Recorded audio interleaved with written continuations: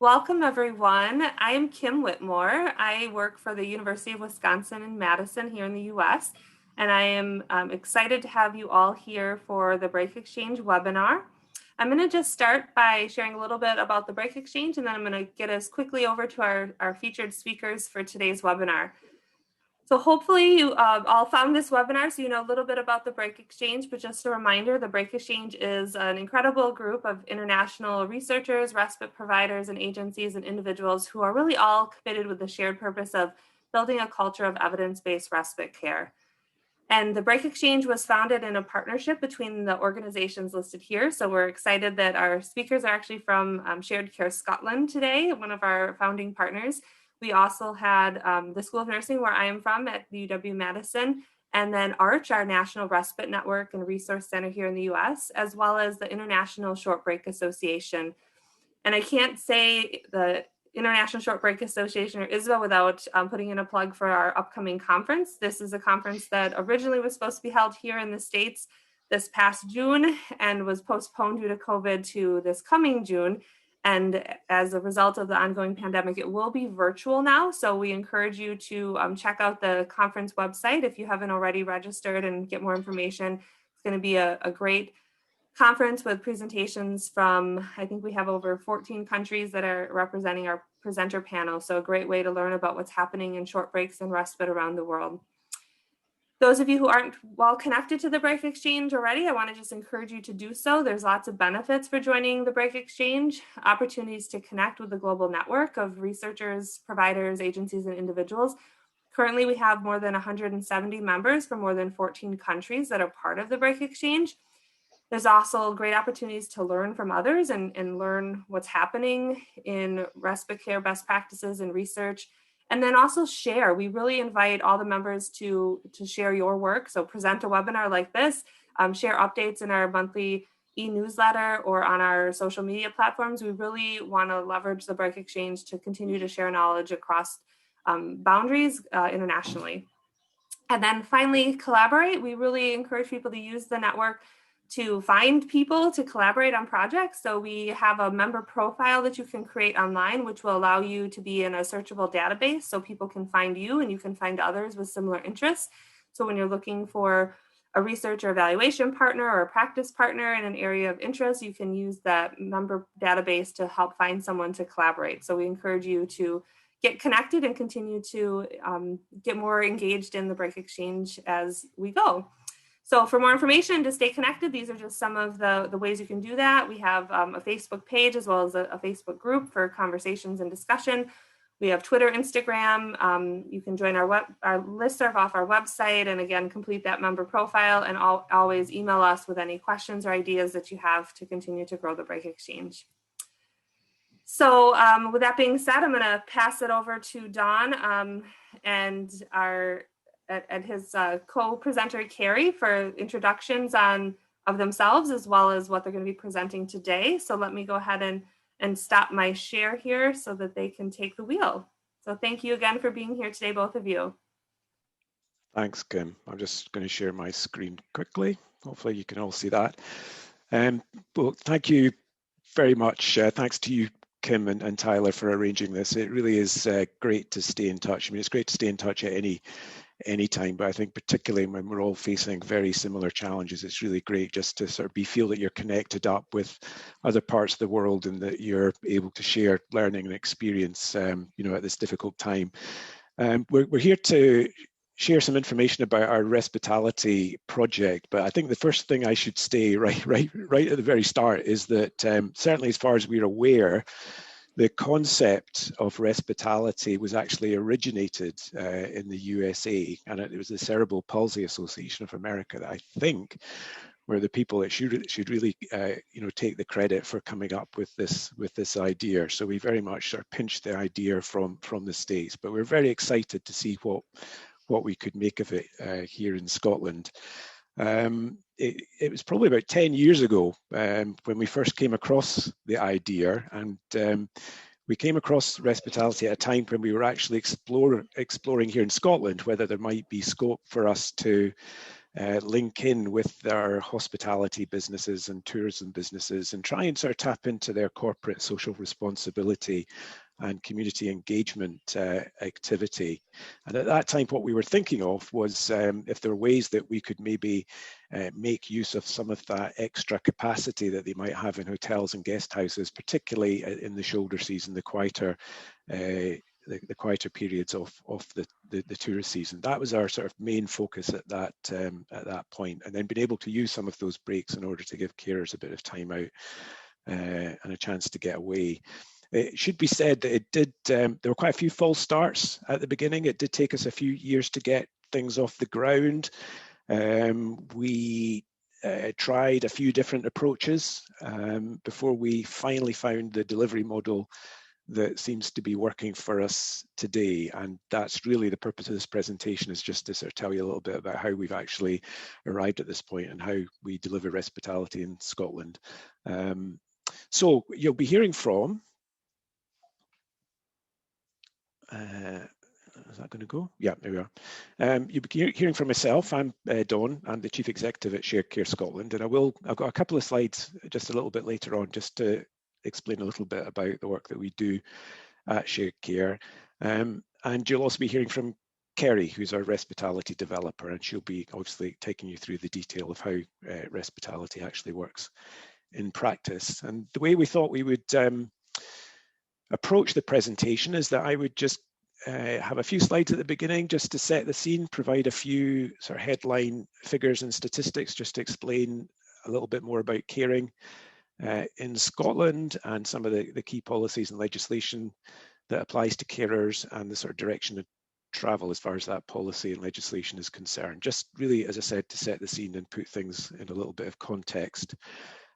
Before we get on to the main topic of the presentation, which is Respitality, which, as I said, Kerry is going to take you through the details of that. But we'll have some time at the end just for some questions and hopefully some discussion as well. The actual presentation, we shouldn't take any more than 30 minutes. So if people can sort of persevere with their questions until we get to the end of it, that would be great. So Scotland, here is Scotland. We are, of course, part of the United Kingdom, which is made up of England, Northern Ireland and Wales. But in Scotland, we have a devolved parliament. So we make our own decisions on things like health and social care policy, on education. We make decisions about the economic development of the country and so on. And as well as having a national parliament and a Scottish government, a lot of the responsibility for implementing national policy and legislation actually falls to the 32 local government organisations. And these are actually shown on the map that you've got in front of you by those lines that those boundary lines that sort of carve up the country. And it's really down to the local government, local authorities to decide how to implement that national policy and legislation to make sure it reflects local needs and circumstances. And I'll say a little bit more about that later on. I think it's important to say that most of the land area of Scotland is actually quite remote and rural, and our main population, which amounts to 5.3 million people, can be found in those areas which are marked out on the map by the red circles. These are the main city conurbations in Scotland. And if we drew a line between the two red circles at the bottom of the map, on the right we've got Edinburgh, on the left we've got Glasgow and its surrounding authorities, then if you drew a line between those two red circles, you'd have what's called the central belt of Scotland, and that is predominantly where the bulk of Scotland's population actually resides. And just to give you a little bit of a comparison, if you look at that sort of finger of islands that is sloping from right to left, on the top left of the map, that's the Western Isles, and you can see one of the lovely beaches of the Western Isles in the picture above it. That has a total population of 26,500 people. And if you compare that with the population of Edinburgh, which has a population of 482,000 people. So large parts of Scotland are actually, quite remote and unpopulated. However, it's a beautiful country. So you can imagine tourism makes up a significant part of Scotland's economy. It brings in 15.5 million tourists each year, on a normal year, it should be said, and that would generate something in the region of about £10.5 billion to the Scottish economy. So it's a really important sort of part of Scotland, or a really important part of our economy. Let's go on to the next one. So let me just tell you a little bit about caring and carers in Scotland. So we've got a population of 5.3 million. As I said, about 15% of the population would be classed as an unpaid carer. And by carer, we're meaning anyone who provides unpaid care to another person. And obviously, we're not counting paid care workers in that statistic. So that amounts to just under 800,000 people. Carers may be related or living together, or they may not, and they may be needing different kinds of support, whether that be physical, emotional, or practical. And carers will be coping with different circumstances and situations. They'll be having to care with people with a huge range of different conditions and needs. And as you can see, that generally it's women that find themselves are more likely to be in that position than men. But there are a substantial number of young people under the 18 who find themselves with caring responsibilities as well. So you can see from that figure, we've got just under 45,000 young carers in Scotland. And we expect that is probably an underestimate, because it's very difficult to actually pin down numbers for that particular group. I mean, what we also notice is that there is a strong correlation between caring and areas of deprivation as well. In other words, that people are likely to be caring in a more sort of intense way in those areas which are, experiencing some form of deprivation or economic disadvantage as well. The value and impact of unpaid care, it's of immense value in social terms. Financially, the cost equivalent of unpaid care has been estimated at around about £10.8 billion. And to put that in context, that's roughly the equivalent to a second national health service in Scotland. It would be about the same value. So we can see that the role that carers play is fundamentally important to having a sort of sustainable health and care system in the country. And I think, similar to many other developed countries, that we have a particular direction of travel that we're trying to pursue in terms of new approaches to delivering health and social care support. The main driver of policy now, as it has been for a number of years, is to offer more personalised support. We want people to be able to live longer, healthier lives at home or in a homely setting, away from what you might call acute settings or institutional settings, such as hospitals or residential sort of care facilities.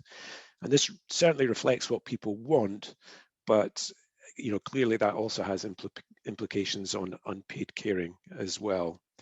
And there's a big shift towards, I think, what you might refer to as consumer-directed care. We call it self-directed support, but that's basically about shifting much more towards giving people choice and control and independence over the how, where, and when services are actually provided to you. And we're very much about trying to move to services and supports that are designed around what matters to people, rather than this is what is available or this is what you can have. And this also applies to providing personalised support to unpaid carers as well. And of course, we're mainly concerned with preventing crisis, because we all are aware only too well that intervention at crisis point is not only not effective for the individuals concerned, it's certainly not effective for the economy in terms of the cost of response that is then subsequently needed. And so, I mean, carer support is really very much about focusing on intervening early in the carer's journey to prevent deterioration in their own health and well-being. So who does what for carers in Scotland? Well, let's start with the national government, or the Scottish government. Most legislation that would apply to carers and supported people is made at this level. And as I said at the beginning, Scotland has a separate Scottish Parliament, a separate legal system than other bits of the UK. A key piece of legislation that has come into effect quite recently is the Carers Scotland Act, which came into force on the 1st of April 2018.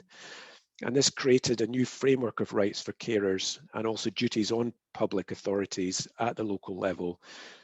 And this includes provisions to recognise the importance of carers having a break from their caring role. But it also sits within that wider context that I mentioned in terms of shifting the balance of care and giving people much more choice and control over the services and support that they receive.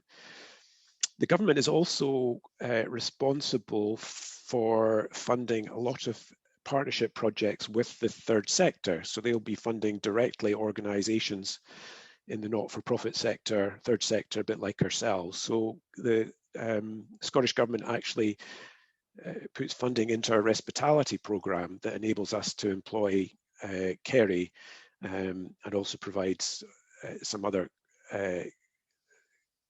funding to meet some of the other costs around the work that we do around Respitality as well. But they also, of course, provide a lot of the funding that goes out through health boards and local government to enable them to deliver their social care services as well. And at the local level, the local authorities, and I mentioned the 32 different local authorities that we have in Scotland, well, they have some clear duties under the legislation, including the Carers Act. So, for example, that would include the assessment and support to individual carers, but that would be subject to eligibility criteria, which would be set locally as opposed to nationally. And that would include their duty to consider breaks and whether, if that duty met their eligibility criteria, whether they would actually have a duty to provide support to enable the carer to have a break. And obviously they also have that strategic responsibility for ensuring that information and advice services are available to carers in the local area. And underpinning the legislation is the principle that carers should be involved, or carer organisations that represent carers should be directly involved in the design and planning of those services and support. That's actually built in into the legislation.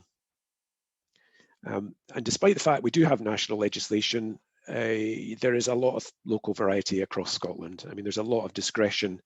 Local authorities will have a lot of discretion to interpret the legislation and guidance in different ways to meet local needs and circumstances, but consequently what that can mean is that carers' experiences of accessing those services or the quality or availability of these services can be quite different depending where you are in Scotland, and that can cause quite a lot of concern if clearly carers in one area are getting something that seems to be much better and almost like gold-plated compared to carers in another part of Scotland. But that is sort of partly about the local democratic decision making. And then the final player, I suppose, and a key player here would be the third sector, the not-for-profit sector, and we at Sharecare Scotland fall into that category. They deliver a lot of the frontline support to carers, and I think increasingly so. And they may be grant funded nationally, as I explained, or it could be grant funded locally. And in many cases, it'll be third sector organisations that are contracted or commissioned by those local authorities to deliver carer support services in their area. A lot of that is actually delivered by the third sector, and the local authorities would take on a more sort of commissioning, facilitating role. And just as an example of that, every single part of Scotland, every local authority area will have at least one carer centre, which will be provided by the third sector, which would be a sort of one-stop shop where carers could go to get any information, advice, training, support, guidance. They might get access to grants and financial help as well. And you'll not be surprised to hear that access to breaks from caring is consistently tops the list of things that carers say they would benefit most from, but sadly, consistently also appears top of many surveys when it, in terms of that is the area where carers feel that there's just not sufficient support available. And I think for this reason, short breaks have been prominent in recent government strategies, in carers legislation, like the Carers Act that I mentioned, in recognition, I think, of the need to focus attention in this area. And yeah, I guess that brings me on to shared care and why we exist as an organisation. So we've been around, well, firstly, we are a third sector organisation or not-for-profit. We've been around for just over 30 years now, and our mission, as you can see, is to improve the quality, choice and availability of short breaks provision across Scotland to benefit carers of all ages. And to do that, we actually work with a wide range of stakeholders, which will include carers themselves, but it will also include short break service providers, people involved in commissioning and procurement, both at local and national level, people involved in policy development, particularly at the national government level, but also people involved in research as well. And the aim really is to try and improve policy and practice in this area and make sure that the spotlight is firmly focused on the need to make improvements. And how we do that is, well, I guess what you describe us as an intermediary organisation. We're trying to provide that important bridge between policy and practice, so information can flow both ways. We're trying to make sure that policy and practice reflects the needs and aspirations of the people it is designed to help. In other words, carers and the people that they support.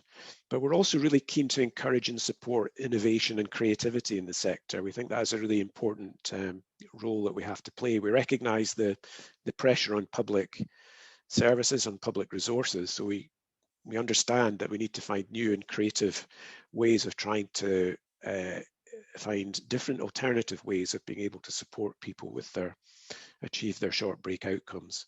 So we can do that in a number of ways. We can invest financially in new ideas through our third sector short breaks fund grants programme.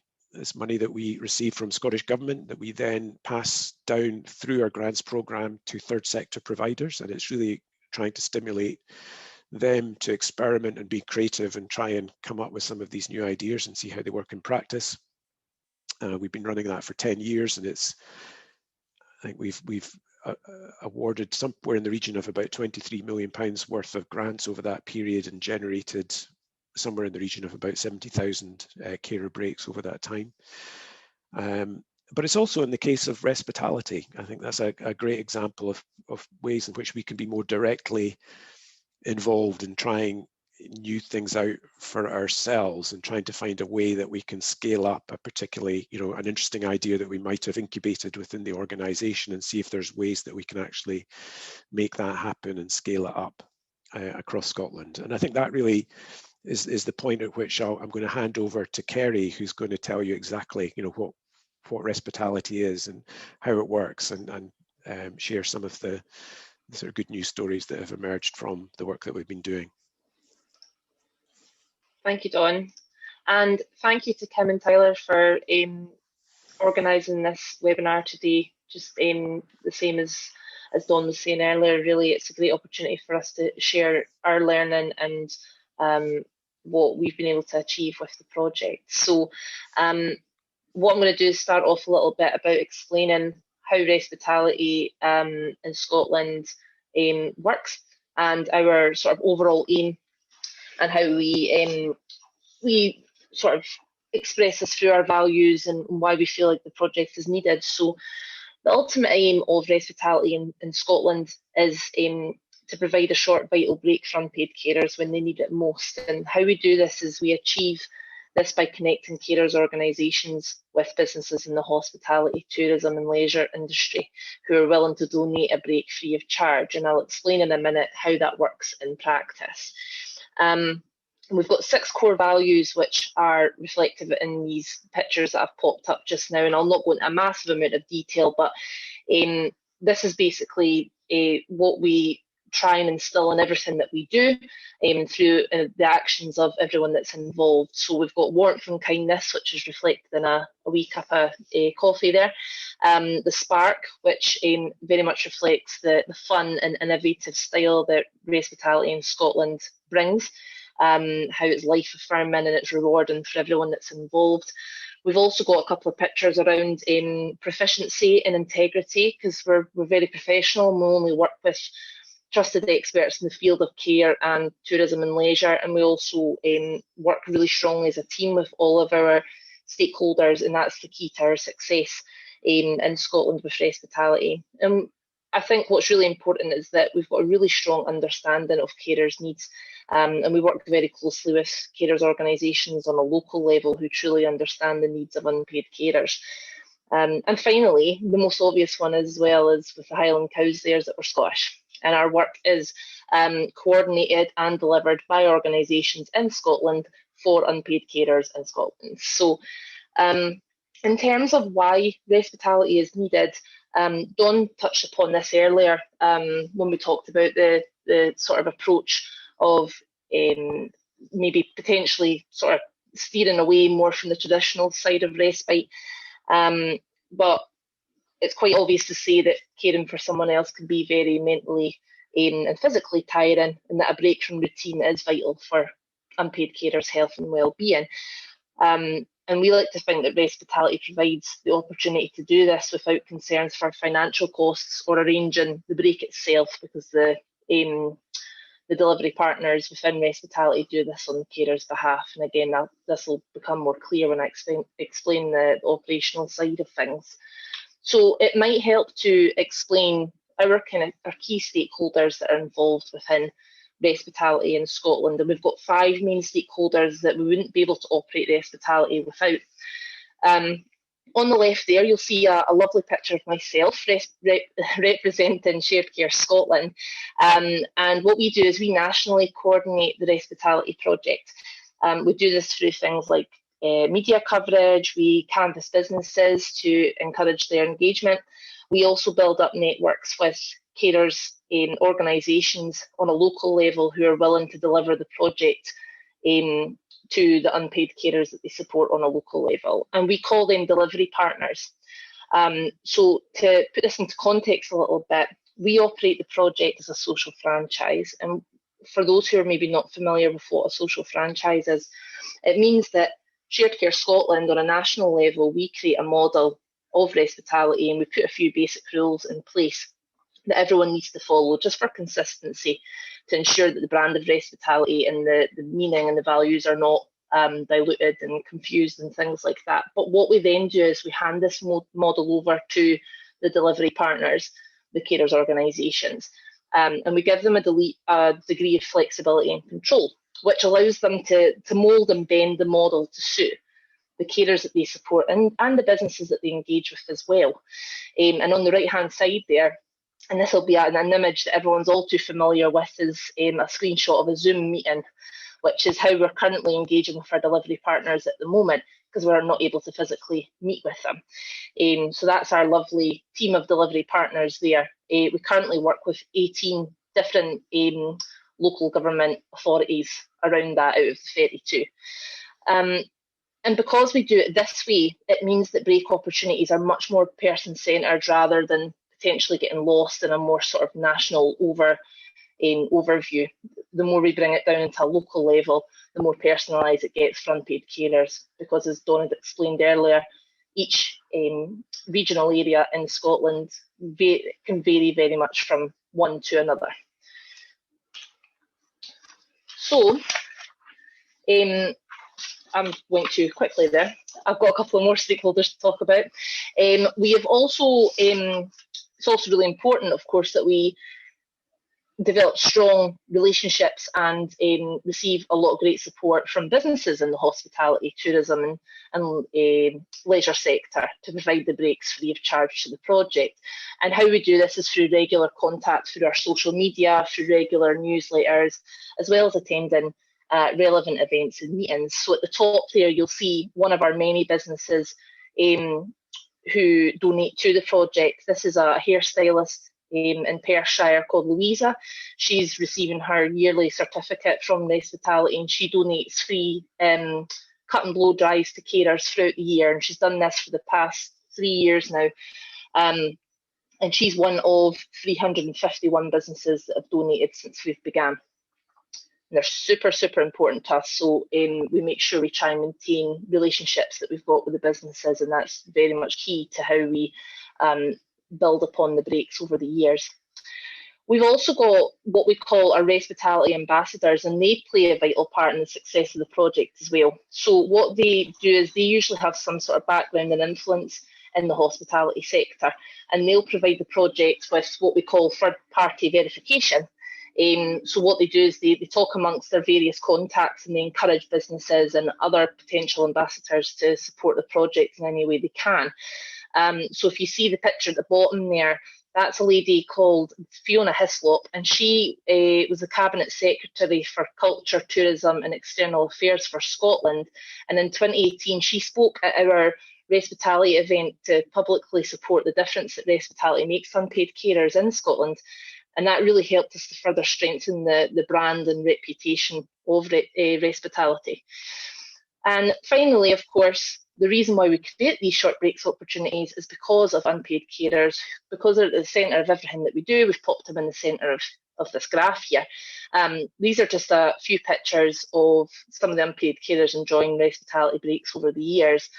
And we also make sure that we keep in touch with them, and we're continually seeking their feedback on what works well for them in a Respitality break and what doesn't, just so that we can ensure that the project is responsive to their needs, and we try and adapt and as much as we possibly can. So to give you a bit of an insight into the operational process, I'll try not to go into too much detail about this, but it just gives you a little bit of an idea of how it works in practice. So for clarity, when I go through this, I think I've already mentioned that we call the carers organisations delivery partners. Those are the local carers organisations that are working with local unpaid carers to deliver Respitality. So how it normally starts with Respitality is we do a lot of promotion and canvassing amongst businesses and different networks within the hospitality sector to try and encourage businesses to engage and donate breaks to us. And we do this in various means, like I'd mentioned earlier, about social media groups and pages, events, even word of mouth works really well as well. Then what happens is we will have businesses come to us with an offer of a break. And this is basically whatever works for the business in terms of the time of year they would like to donate, how much they would like to offer, whether it would be 1 break or 10 breaks, whether they would like to offer it to carers that are just within their local community, or if they would like to offer it on a national scale to carers across Scotland. The only condition that we have is that the donation is free of charge. We've been previously asked if we would accept, say, like a discount, a bit like Groupon, like a voucher. But what we've tend to find is it just gets really messy, and we like to take away that concern from the carer that they would need to worry about any sort of financial implications. So we always sort of stipulate that the only condition we've got is that the donation is completely free of charge. And a lot of the businesses, in fact, most of the businesses that get in touch are quite on board with that. So it works out great. Then what we do is we upload the break that we've been offered onto our admin portal. And that's through a login section on the Respitality website, which only the delivery partners and ourselves at Shared Care Scotland can view. And it's just so that once the delivery partners identify a carer, they can kind of claim it or reserve it as their own, so that there's not duplication and confusion, and that a business isn't getting approached by 5 different delivery partners saying, I've got a carer, I've got a carer. It means that as soon as one of the delivery partners claims that, then nobody else can kind of approach the business or go any further forward with it. And we don't, I think the reason why we set it up that was that way, we didn't want businesses to feel like they were getting hassled and there wasn't any confusion. And also we didn't want to let carers down as well.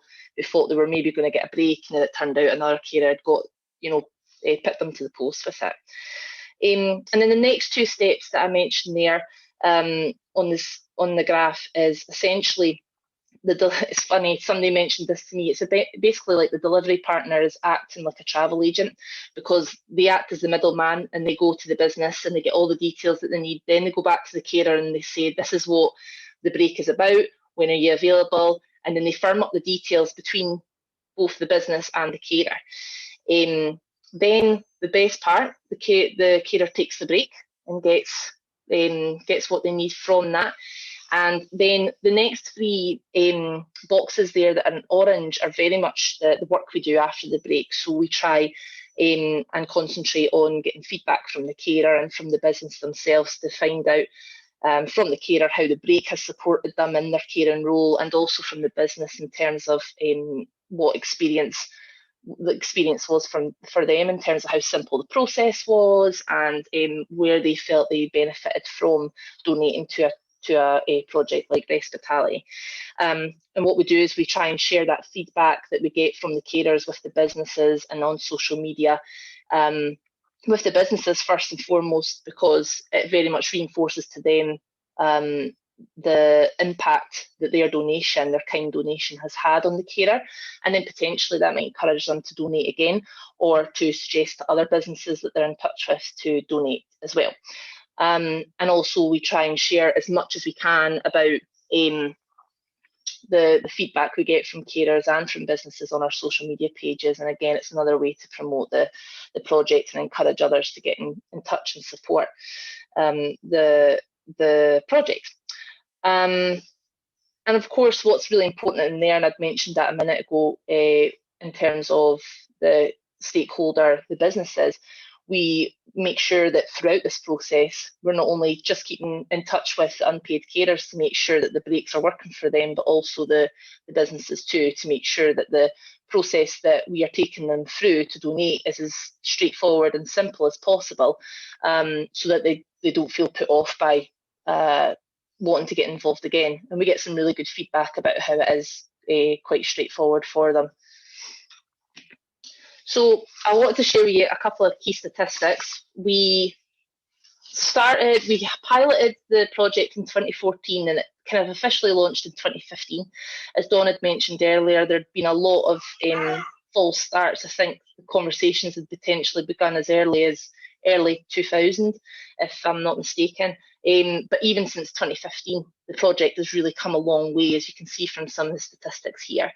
As Dawn had mentioned earlier as well, we've got in total 32 local authority areas, local government areas, and we are currently working in 18 of them to deliver Respitality, which is 56% coverage of Scotland. The only thing about Respitality is that it very much is based on what delivery partners get engaged with it, and that means that if, say, the local carers organisation is not delivering Respitality locally, that means the unpaid carer that lives in that area wouldn't be able to access it. So it does, unfortunately, at the moment, it comes down to based on where the unpaid carer lives, whether they can access it or not in Scotland, if that makes sense. If they live in one of the 18 local authority areas, they can access it. However, the other 14 local authority areas, if unpaid carers live in there, they cannot. However, the good side about that is that there's businesses based in Scotland and beyond. There's no limit to that. Any business in Scotland and beyond can donate to the project, so there's no limit on that, thankfully. In terms of all the different sort of breaks that we receive, and like I said before, we've got 351 businesses so far that have donated. These stats take us up to September of last year yet. We've not completely collated the last few months there, just having the Christmas break. But the breaks that we receive from all these different businesses are not just your traditional overnight stays, which some people originally assume. They can vary from many different things like beauty treatments, afternoon teas, concert tickets, visits to distilleries, that type of thing.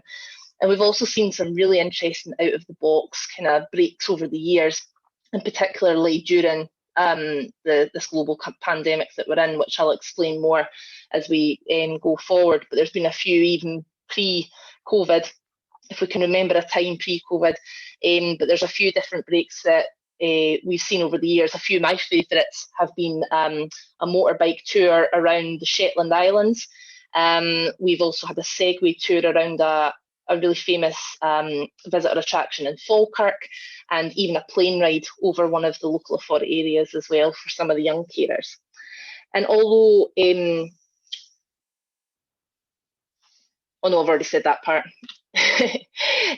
Okay, so to go on to the benefits to businesses who donate to the project have told us over the years why they choose to support Respitality. There's many different ways that it benefits for them. So I think one of the main ones that we hear, which people are surprised to hear, is more about the feel-good factor for businesses. Some people we talk to assume it would be all about, repeat business and good, PR promotions for them, but actually that doesn't tend to come back as the main reasons that businesses get involved with us. One of the main things that businesses tell us is the fact that they have so many charities approach them over the years for vouchers, and they'll, can we put this into an auction or a raffle? And they'll say, yeah, no problem. And then they'll give a voucher out and they'll never see it again. They don't know who's got it and who's benefited from it. The great thing about Respitality is there's a great deal of accountability there. We always ensure that we get back in touch with the business, and we provide any feedback, any photos that we've been given permission to share. We share things on social media and tag them in, and just show our appreciation and the carers' appreciation as well. The businesses themselves get to personally see the unpaid carer, go to the break, whether it's, say, an overnight stay or if it's a dinner in a restaurant or something like that. So that just makes the experience all the more sweeter for the business, either the manager or the owner and the staff themselves as well. We also find that a lot of people that we talk to that own businesses or run businesses tell us that they have got some sort of connection to unpaid caring, whether they are an unpaid carer themselves, they know somebody that's an unpaid carer, or they anticipate that in the future they will become in a caring role themselves, whether it's for their parents or a loved one. So they feel that connecting up with something like Respitality is a great way for them to support communities locally.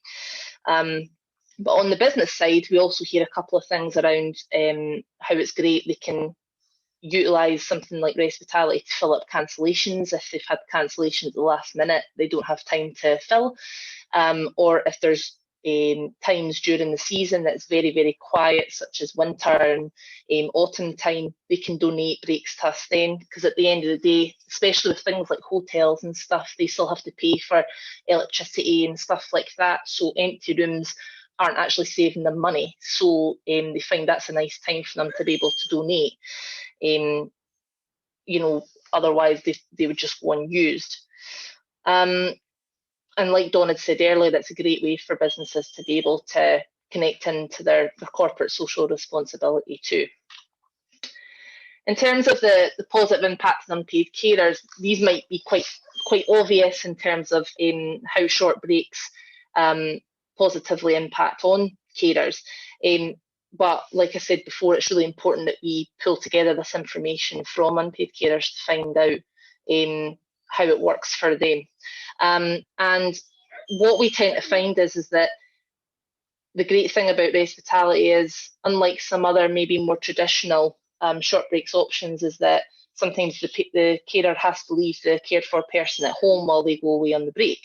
And with Respitality, they can take the person on the break with them if they wish, which gives them the option to not necessarily completely remove themselves from the caring role, but it's more about taking a break from that routine. Because there's many unpaid carers we work with that don't want to go on a break without the person that they support, because it might likely be, say, their husband or their child or something like that. And because the person that they care for is going on the break, then that person is also benefiting from the break, and therefore the carer benefits from that too, because they see the positive impact it's having on the cared for person.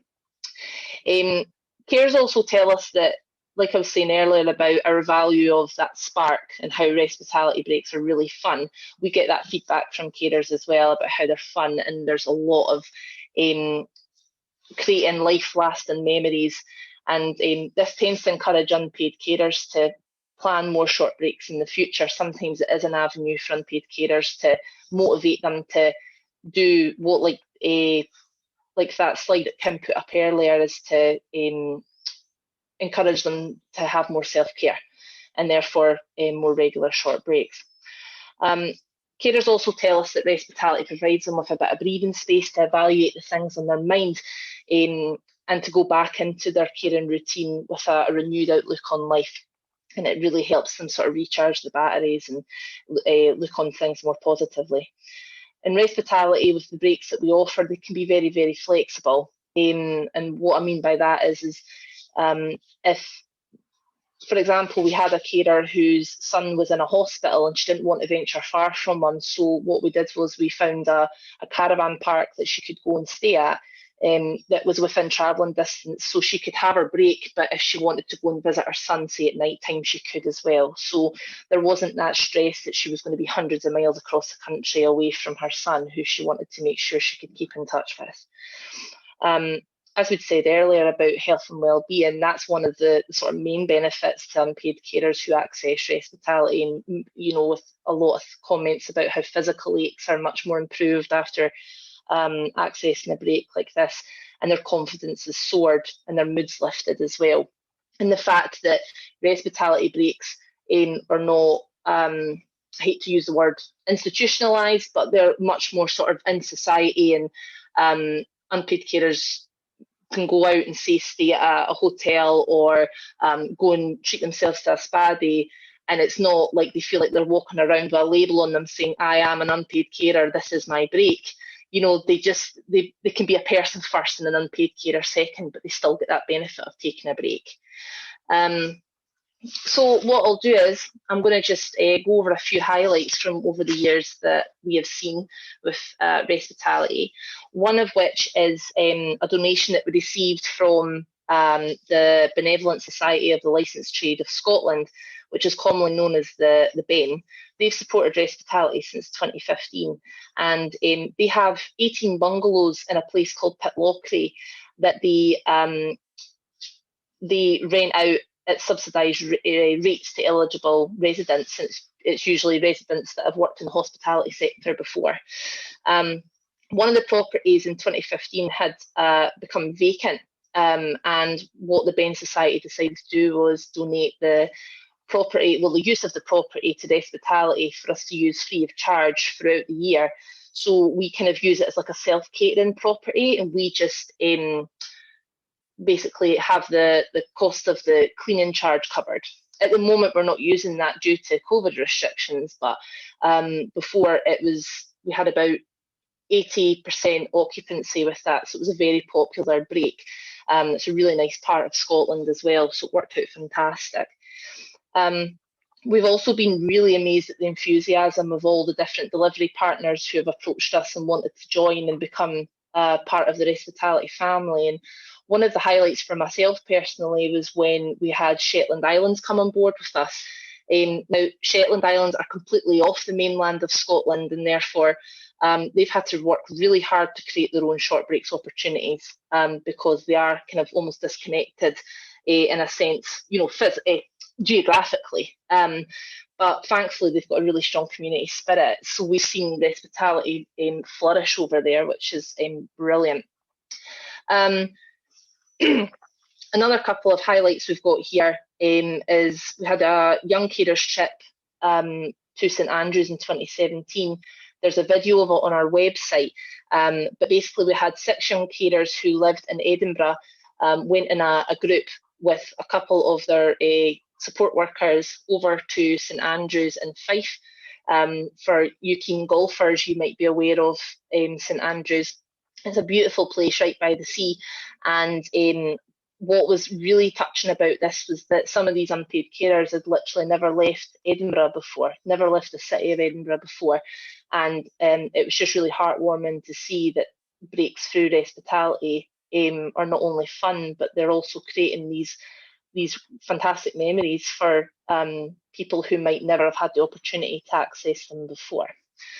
A couple other things that we've we're certainly proud of is, I touched upon earlier, we hosted a Respitality event back in 2018 just to try and showcase and highlight the success of Respitality in Scotland so far, and we had a really good attendance for that, and locally and nationally it really helped raise the profile of us. Another event we were super lucky to be involved in was the ISBA conference back in 2018 in lovely Iceland, and we got to meet some workers from Canada who were developing their own Respitality projects in their areas, and it was really interesting to hear how they were developing it at their ends too. And then I suppose finally we had a big rebrand in 2019, not only around sort of our logos and things, but also, like I mentioned earlier, around our values and our mission statement and things too. And what I'll do is, because I'm just realised I can literally talk for Britain, so I'm going to quickly go on to how COVID has impacted on the Respitality project, and then I'm sure a few of you have got some lovely burning questions to go through. So just a little bit of context for yourselves in terms of where we're at with COVID in Scotland at the moment. We were put on a lockdown in March time due to the big spread of infection rates in Scotland, and that meant that apart from sort of takeaways, restaurant takeaways and essential shops such as supermarkets for food and things like that, all other businesses around the hospitality sector had to close. Obviously that had a massive impact on businesses being able to support the Respitality project, but they did reopen, started to slowly reopen again in July time. But by November, December time, it was quite difficult to keep them open because due to the cold weather, infection rates started to rise again. And we've just recently been announced that the mainland Scotland have went back into a lockdown very similar to March. So it's been quite up and down in terms of certainly for the sector, but also very importantly for the unpaid carers that we work with too. Their confidence has been quite low in terms of their confidence around going back into, say, hotels and restaurants and things like that, worried about catching the virus. And also there's many unpaid carers that we work with who are in what's called here the shielding category, and that means if they have a health condition or the person they support has a health condition that makes them really exposed to the virus, they're not allowed to pretty much leave their house unless absolutely necessary. So accessing the break has been quite difficult. In terms of getting the word out of there with Respitality during a pandemic, it's been a little bit tricky, but we've just worked around, we've just basically taken a different approach. And the great thing about Respitality is it's such a different and creative way of giving out short breaks opportunities that we've been able to bend and shift quite well. And we've brought out a few different, there's been a few kind of lovely wee nuggets of joy that we've had through this. And unfortunately, I've really struggled for graphics. It's just been a few more sort of Zoom meeting graphics again. But what I can do is talk a little bit about how that has worked in practice. So what we first of all done was we made sure that we touched base with the businesses that have supported us before to let them know that if they need us for support, they can get in touch with us. Like I said earlier, a lot of them are unpaid carers themselves, or they have staff that are unpaid carers. So we made sure they knew that we were there if they needed anything in terms of signposting and things like that, a way to give back to them. And what we also done was we ensured that we were keeping in touch with the delivery partners on a monthly basis, just updating them on any updates we had around the hospitality sector and the readiness for them to get back to work, and also talk about carers' confidence too. What we've also done is we've just tried to keep a really strong relationship with the hospitality sector by keeping in touch with our ambassadors. The great thing about our ambassadors is they're very much involved in various informative networks and events and stuff like that. So they've been very much on the button about where the businesses are in terms of their readiness to donate. Because the last thing we wanted to do was offend businesses and approach them at a time where they were potentially on their knees So we've been trying to be as sensitive to that as possible. What we have also been doing off the back of that, when we've seen opportunities to be able to approach businesses, we decided to look into more virtual breaks and social distance breaks, so that obviously they were safe, but there were breaks available. So we were really lucky and really grateful that we had some businesses that wanted to engage in that. So this resulted in different donations, like online tasting for whiskies. We had mindfulness sessions carried out over Zoom. We also had visitor attractions offering virtual tours of say, museums and things like that. And we also had drive-in cinemas donating tickets to us as well, as a sort of nice social distance option. I suppose, as you can kind of imagine, the pandemic has been quite tricky for us, but it has allowed us time to build on the relationships we've already had and create some new ones as well, particularly in the hospitality sector. And it's helped us to create even more sort of innovative opportunities. Our vision one day is to hopefully have coverage of Scotland completely.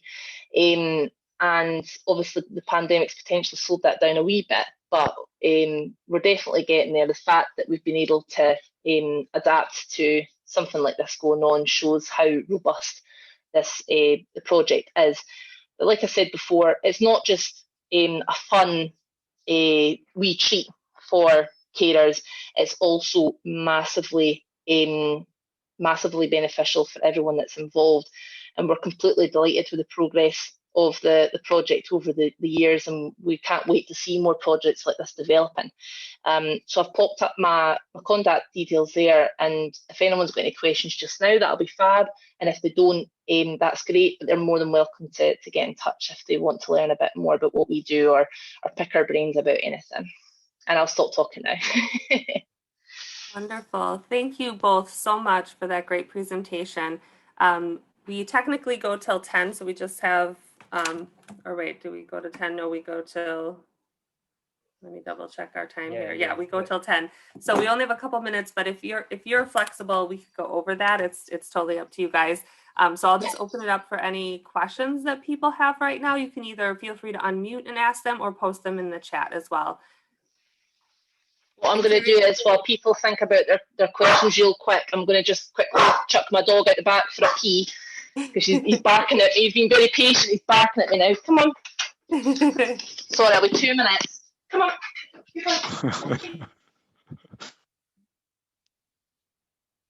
Great. Any questions for Don? I know I have a question. I'm wondering, with the evaluation, have you done a formal evaluation of the different models, especially with it being sort of adapted at the local level? Just curious kind of what the evaluation process and metrics are. So we collect information from the 18 delivery partners quarterly, every quarter, just to find out. It's mainly numbers, in terms of the number of carers that have been supported, the types of breaks that have been supported, but we also try and capture some qualitative information as well in terms of some of the stories and feedback that carers have provided us with. And then what Kerry's will do, and what she's in the process of doing at the moment, is she'll assemble that into a report that we can then make available to our various stakeholders. But crucially, it's a report that we can give to Scottish Government to show that the money that they've put into this is actually delivering those sorts of results. In terms of the model, the social franchise model is, I said at the beginning, and Kerry mentioned it too, that we had a few false starts because we couldn't quite work out how we could get this moving and scale it up when, as an organisation, we're actually quite small. There's only 6 of us in the organisation, and there's just Kerry, there to actually help to establish and support Respitality. So that's the social franchise model seemed to be the most appropriate way that we could do this, where we retain that sort of quality control, but that the actual, I guess, the main responsibility for delivering it falls to our delivery partners. And there's no money exchanged hands here. It's purely up to those local delivery partners if they see the benefits of Respitality, if they've got the capacity within their organizations to actually take it on and to run it. And then Kerry's job really is to provide the sort of basic materials to run it in terms of marketing, promotional materials, the web platform where people can post up and claim breaks, and just generally those sort of networking and peer sharing opportunities just to help people support each other. Thanks. And there's a question in the chat from Carolyn Harris. She asks, can you speak a bit about the agreements made with donors? Kerry, do you want to pick that one up? Yeah, sure. So I guess what you mean is in terms of like their terms and conditions and ours maybe as well? Is that potentially what that question was about? Yeah. So like I'd said before, our only sort of term condition on our side is that the break is donated free of charge. We've been asked questions before about how we sort of check the quality of the business and things like that. We tend to just go online and look at the website and try and get a bit of a vibe of who's used the business and how well it's used. I mean, luckily we tend to know, especially if they're national, we tend to know of them, or we know somebody that knows of them. And touch wood, we've never had any issue with any of the business that we've worked with. In terms of the agreements we have with them, we don't tend to put anything in writing unless they want to. We like to, like I say, we try and give a lot of flexibility to the business so that it suits them best, because the last thing we want to do is make it too rigid with them, because then otherwise they might not want to sort of donate in the future.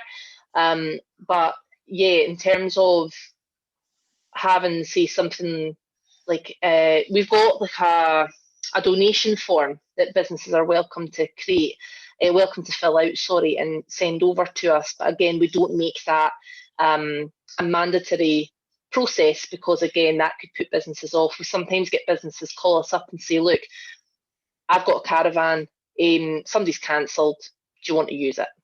And that sometimes can be how relaxed the process is, and we just say, yep, sure, if you pass us the details, we'll send it on. We try and do a lot of work at our side so that it's as little work as possible for the businesses, but we always make it clear to them that the donation has to be free of charge. And we also make it clear to them as well as that because of the nature of the caring role, there might have to be a very last minute cancellation if something unexpectedly happens in the person's situation. And thankfully, many of the businesses are understanding of that as well, because the whole reason why they've donated to us is because they appreciate that the role can at times be chaotic, if that's maybe not the best term, but it's not, maybe the routine can sometimes be a bit out of whack. So I hope that answers the question. Any other questions? Again, feel free to unmute to ask your question or post them in the chat if you have any. Can I ask a question, Kim, just if other people, Absolutely. is there anybody else on the call that is running or has aware of a Respitality project in their area or their country?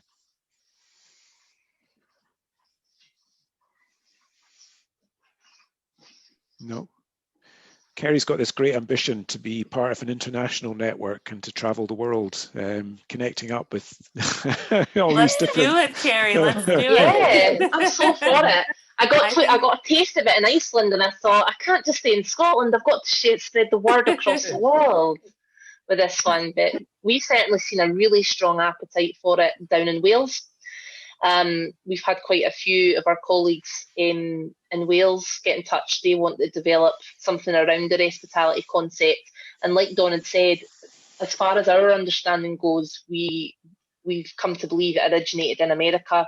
And I think there was quite a few projects in Canada that were running it, certainly a couple of years ago, yeah.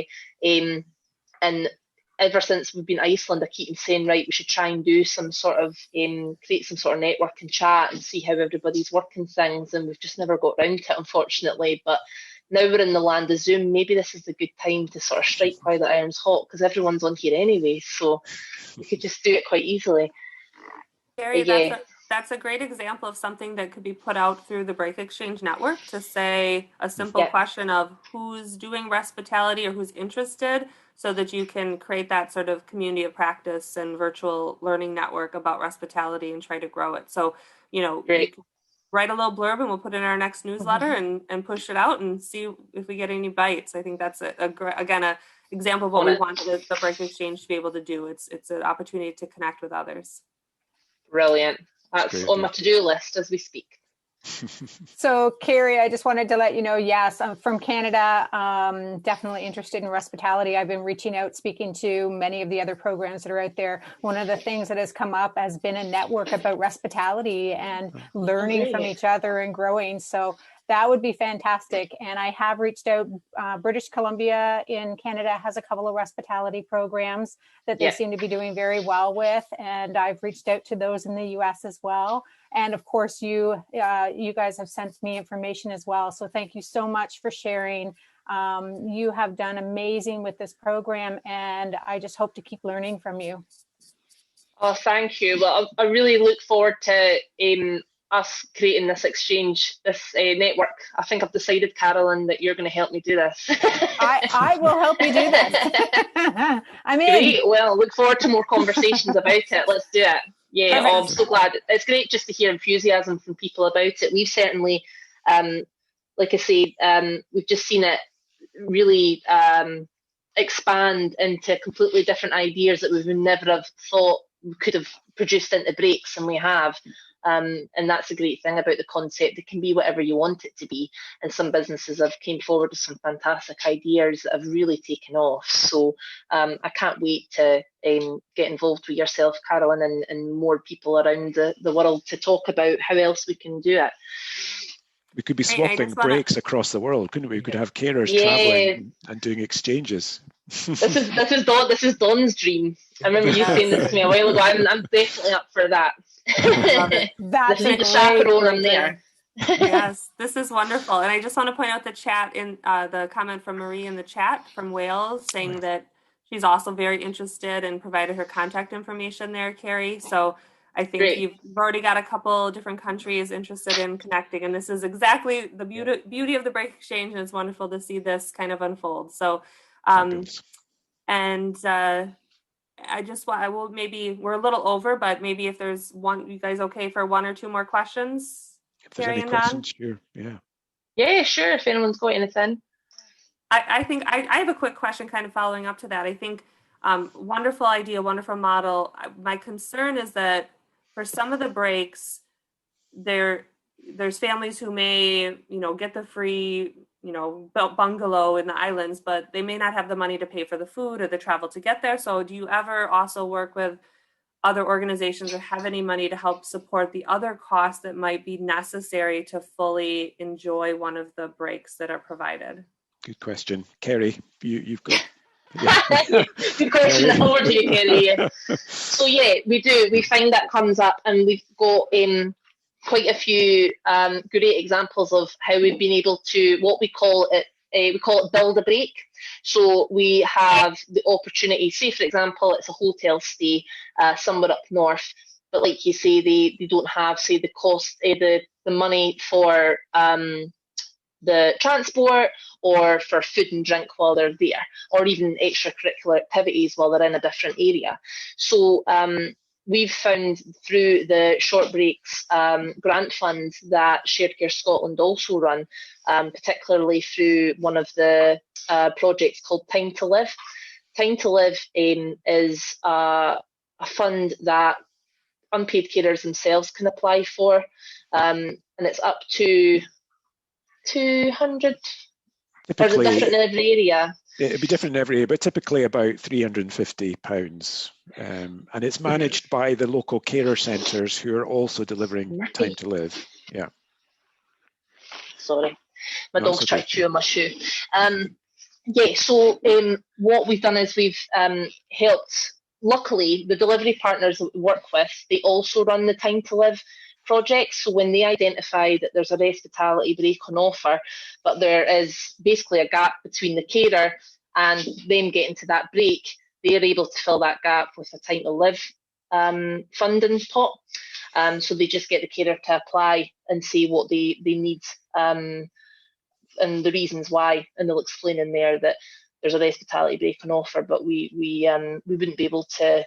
Well, we could go on it, but we'd be absolutely stuck in our room otherwise if we didn't get that money. So that's how we usually tend to sort of fill the gap there. I can't think of any maybe other examples, but certainly that's the examples that have came up through Respitality before the Time to Live Fund has been really great. And doing that, we hear a lot of people saying to us, what about replacement care for the cared for person? But that doesn't really tend to come up, surprisingly. But I think maybe not so surprisingly though, because I think we sometimes get a lot of unpaid carers we work with sometimes share the care. Although there might be one main carer in the family, there might be some siblings or cousins and things like that that also provide a little bit of care as and when needed, so that when the main carer as such needs to go on a break, sometimes it gets kind of kept in family. And there's also different replacement care sometimes available through their local government, depending on criteria and things like that as well.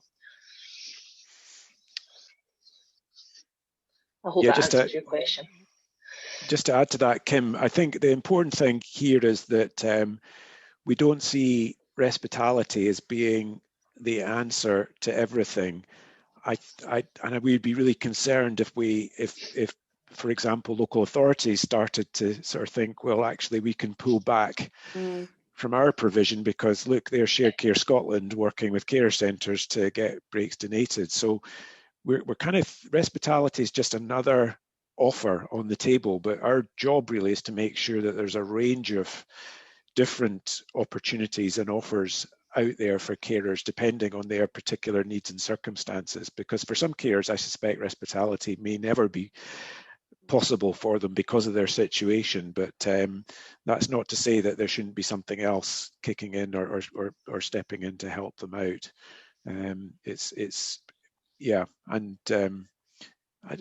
Sometimes we've had to push that message quite hard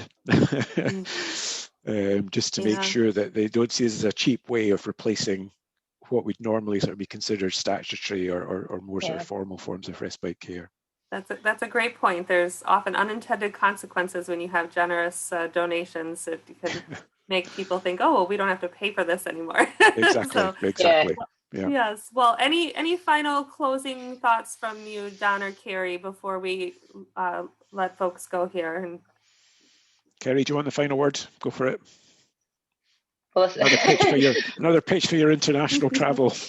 Yeah, definitely. If anyone's got any Airbnbs, nah, I'm just kidding. Just wanted to express my gratitude to allow myself and Dawn to come along and present to you guys today, even if it is just raise half an eyebrow for you to think about how something like this could potentially develop in the area that you live in. Then we've done our job. And if there's anything that, like I say, we could help you with in terms of learning that we've picked up along the way, or case studies or anything like that, you are much more than welcome to get in touch with us. And thank you very much for your time. Well, thank you both for being here today, and thank you for everyone who attended this webinar live and those who are watching the recording. We encourage you to reach out again, stay connected to the Break Exchange, and we will definitely follow up with you, Carrie, on getting sort of that network of Respitality. We can set up a Slack discussion through the Break Exchange, and even whatever we need to do to help support that collaboration. That's what the Break Exchange is all about. So what an excellent example of the value of the Break Exchange. So I just want to close with some words of reminder on self-care. We all are in the business of caring for the caregiver, but we also need to make sure we're caring for the caregivers of the caregivers. So to each of you today, remember that self-care is giving the world the best of you instead of what's left of you. So make sure that in these crazy times we're living in, that you are also taking time for yourself and giving yourself your own respite in these days ahead. So thank you so much for everyone for coming, and we look forward to seeing you at the next Break Exchange webinar. Thank you so much. Take care, everyone. Thank you.